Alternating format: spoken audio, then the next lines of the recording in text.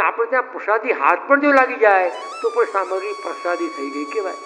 તો એ વખતે તિલકાયત મહારાજને થયું આ સામગ્રી તો પહેલી વાર જ આવી છે ભારતમાં, અને પહેલી વાર જ પ્રભુને ધરવાની થઈ અને પ્રસાદી હાથ લાગી ગયા. ભોગ નથી આવી, ખાલી હાથ જ લાગી ગયા છે. તો કંઈક એવો રસ્તો નીકળે, ઠાકોરજીને ભોગ આવે તો આનંદ આવે. તો એ વખતે કોઈ પ્રાચીન બાળક ત્યાં બિરાજતા હતા, વયોવૃદ્ધ હરિરાયજીની ઉંમરના. આ હરિરાયજીના કાળના પછીની વાત છે. તો એ બાળકને પોતે તિલકાયત મળ્યા અને કહ્યું કે ઈશ્વરથી સમજાવી કે આવી સામગ્રી આવી છે, પ્રથમવાર મહાપુરુષજી ગુસાઈજી પછી પ્રથમવાર આવી સામગ્રી આવી છે અને શ્રીજીને ધરવાનો અમારો મનોરથ સિદ્ધ થયો છે અને અજાણતામાં પ્રસાદી હાથ લાગી ગયા છે, આપને આજ્ઞા આપો, રસ્તો બતાવો. તો પ્રાચીન આચાર્ય ધ્યાન કર્યું અને એક ઉપાય બતાવ્યો કે મંદિરમાં ચોકીમાં સામગ્રી પધરાવો અને પટવસ્ત્રથી ઢાંકી દો, અને નાના નાના બાળક હોય ને આપણા જેની જનોઈ થઈ ગઈ હોય કે ન થઈ હોય બાળકોને બોલાવીને ભગવત નામ લેવડાવો, પછી મને કહો, હું તમને કહું. તો તિલકાયશ્રીએ સામગ્રી પધરાવી, પટવસ્ત્ર ઢાંક્યું, નાના બાળકોને બોલાવીને ભગવત નામ લેવડાવ્યું. ભગવત નામ લેવડાવ્યું એ સમય થયો, જેમ એક ઘડી બે ઘડી થાય ને કે પછી તિલકાયજી એ આચાર્ય બાળક પાસે પધાર્યા અને કહ્યું કે જય આપના કહેવા મુજબ સામગ્રી પધરાવી છે, રેશમી વસ્ત્ર ઢાંક્યું છે અને બાળકોથી ભગવત નામ લેવડાવ્યું છે. તો કે ભગવત નામમાં શું લેવડાવ્યું કે અષ્ટાક્ષરનો મંત્ર. તો કે તો ઠાકોરજી હવે આરોગે નહીં, કારણ કે ભગવાનના નામથી ભગવાન આરોગતા નથી, એ વલ્લભ અને વિઠ્ઠલના નામથી આરોગે છે. જો તમે સર્વોત્તમ કરાયો હોત, નામના સ્તોત્ર કરાયો હોત તો જરૂર હું કે જાઓ અર્ગો. વલ્લભનું એટલું બધું મહત્વ છે. પ્રસાદી અને પ્રસાદીને ભૂલી જાઓ. સંબંતે શ્રી વલ્લભ નામ ભલો, જાય મેં ગોકુલ, જાય મેં વૃંદાવન, જાય મેં સકલ મંડલો. સંબંતે શ્રી વલ્લભ નામ, વલ્લભ નામનો એટલો મહિમા છે. અને આ તમને ગુપ્ત વાત કહી દઉં, આ ટીકાકારોએ કોઈ લખી નથી. આ બધા જ આચાર્યજી, ગુસાઈજી, મહાપ્રભુજી બધા ટીકાકારો મને ક્ષમા કરે. અહીંયા આજના સમયમાં જો ધર્મ છૂટી રહ્યો હોય અને ધર્મીનો આશ્રય કરવો હોય તો એ ધર્મી ક્યાં બિરાજી રહ્યો છે કે વલ્લભના હૃદયમાં.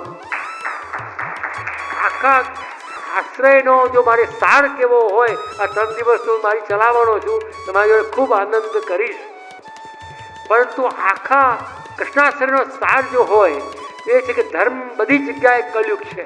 ક્યાં દોષ જોઈએ, ક્યાં દોષ ન જોઈએ, સામે ચાલીને આપણને મારવા આવે એવું નામ કલયુગ, ને હાથે કરીને પીડા કરે એવું નામ જીવ, અને છતાંય બચાવે એવું નામ વલ્લભ. એટલે આ કલયુગ છે. તો આની અંદર જેમ પૂર્વમાં કહેવામાં આવ્યું કે બધા ધર્મો માનો કે લોક ધર્મ પણ બચાવી શકતો નથી આપણને, લોક ધર્મનો આશ્રય બી છોડવાનો છે અને ધર્મનો આશ્રય બી છોડવાનો છે. હવે રહ્યા શરણાગતિ, અને શરણાગતિ માત્ર વલ્લભની શરણાગતિ. હવે માત્ર એક વલ્લભનો આશ્રય એવો છે કે ધર્મીનો આશ્રય. અહીંયા ભગવાન ધર્મ છે, ભગવાનની સેવા ધર્મ છે અને ભગવાન ધર્મી છે.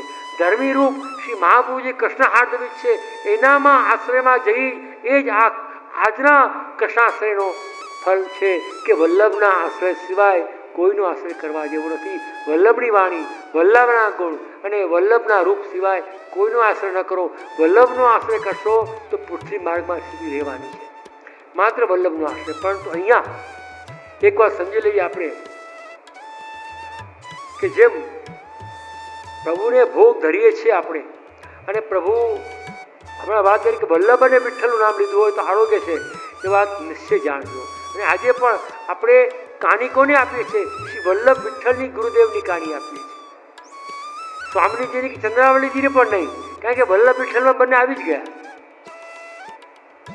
કે આપ જે પહેલાજી સ્તુતિમાં શું કરે છે કે મારે સામું નહીં મારવા, આજે બલિરાજા પણ શું કરે છે કે એના પિતૃ, એના દાદા પ્રહલાદજી એ કહે છે કે મારું સામું નહીં, મારા જે પૂર્વના જે ભગવદીઓ થઈ ગયા એને સામું જોઈને આપ કૃપા કરો.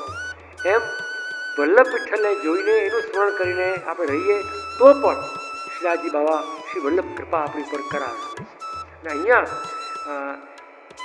મ્લેચ્છા ક્રાંતિ શું એટલે જો આપણે આચાર ધર્મનું પાલન ન કરીએ, એટલે કે ભારતીય સનાતન જે ધર્મશાસ્ત્ર છે, અને અહીંયા જે છે ને ધર્મ કરતાં પણ ધર્મી મોટો કેમ કહ્યો, હવે તમને સમજાવું.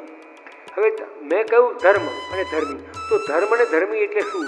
હંમેશા ધર્મો ધર્મી મૂળ, ધર્મનું મૂળ છે ધર્મિક. તમને બહુ સાદા દ્રષ્ટાંતે સમજાવી દઉં. એ તો તમને આ શબ્દ છે ને શાસ્ત્રના છે, લોક વ્યવહારના નથી.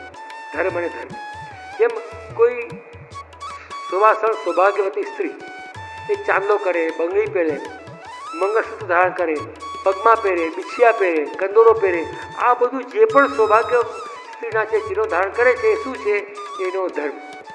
સમજ આવી કે વાત? જે પણ સ્ત્રીઓ પોતે ભલે એને પોતે સૌંદર્ય ગણતી હોય કે મેકઅપ માનતી હોય કે સૌંદર્ય જે બધું માનતી હોય, પણ ખરેખર એ ધર્મ છે. તમે જે તૈયાર થઈ રહ્યા છો, જે શોભા વધારી છે, એમાં તમારું સૌભાગ્ય ઉજળું થઈ રહ્યું છે. તમારી સાડી, તમારો ચાંદલો, તમારા નેત્ર, તમારા કપડાં, તમારા બિંદિયા, મંગળસૂત્ર, આ બધા તમારા સૌભાગ્યના જે લક્ષણો તમે પહેર્યા છે એ બધા તમારો ધર્મ છે. અમારે ત્યાં તો કોઈ બહુજી નાહીને પધારે અને ભૂલથી રહી ગયો તો મોટા કરે ચાંદલો કરાવીને કેમ આવ્યા? ત્યાં બાથરૂમમાં જ પનારામાં જ ચાંદલો કરીને આવવું પડે, એમને ના અવાય. અમારે હવે તો ચાંદલો કરવાની પેશન નથી. લગ્નના બીજા દિવસે મળવા આવે એમને આવે મળવા. હવે મને એમ થાય કે આને ઉપોળો શું ઉડાડું? વિચાર કરું, બહુ દુઃખ થાય મને. લગ્નના બીજા દિવસે આવે છે, પરણીને આવી ગયા છે. હવે પરણીને આવ્યા છે કે રાત્રે લડીને આવ્યા છે એવું વહેમ થઈ જાય ઘરમાં, મનમાં વહેમ થઈ જાય કે સુવાસણથી પહેલે દિવસે ચાંદલો ના કર્યો. આવી ફેશન છે. આવી ફેશનનો વિસ્તાર ના થાય સારું. તો તમે જે સૌભાગ્યવતી સ્ત્રીઓ જે સૌભાગ્યના ચિહ્ન ધારણ કરો છો એ તમારો ધર્મ છે. પણ શોભે છે કોના વડે? ધર્મી કોણ? કે તમારો પતિ. તમારો પતિ ધર્મી છે તો એના માટે તમારો ધર્મ છે.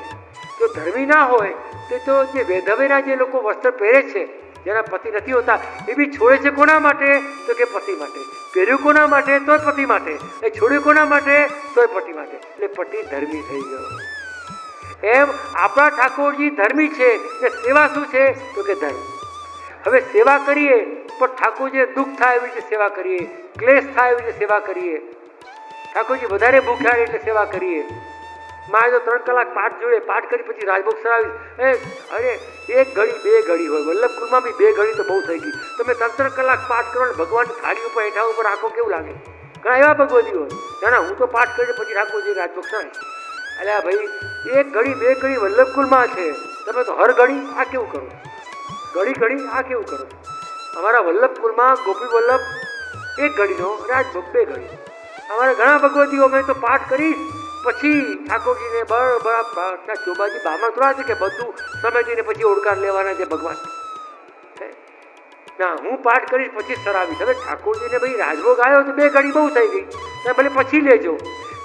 આવેલા વૈષ્ણવને અરોગાવી દો, બાળકોને ના. એની 3 કલાક થયા તો ભગવાન 3 કલાક પર 2 ઘડી થઈ ગઈ. ભગવાન કે હવે આ કોઈ આચવલ લઈને નથી આવતું, કોઈ બીડી અરોગાવતું નથી, માળા ધરતું નથી, મારા જૂઠાના ઘર મારે બેસવું પડે. આપણે હેઠા કોઈ બેસાડે, આવજો. સાસરે ગયા હોય ને સાસુ કે લઈને આવું છું પૂરેપૂરી. આપણે ગયા પછી લોટ કાઢીને બનાવે તો કેટલી વાર લાગે વિચાર કરો. હવે સાસુજી ઊભું ના થવાય. સાસુજી કહેતા હું તમારે બેસજો, હું પૂરેપૂરી બનાવું છું. હવે લોટ પછી કાઢવા આવે, હજી પેલો નોકર દળાઈને આવ્યો ડબ્બો લઈને પછી બનાવે ને કરે ને પૂર મૂકે. સાસુને કહેવાય 3 કલાક પેલો જમાઈ બેસે, કેવું લાગે? ગુસ્સે થઈ જાય કરી એમ ઠાકોરજી ગુસ્સે થઈ જાય. શું લાગે તમને? એટલે તત્કાલ પુષ્ટિ ન વિલંબે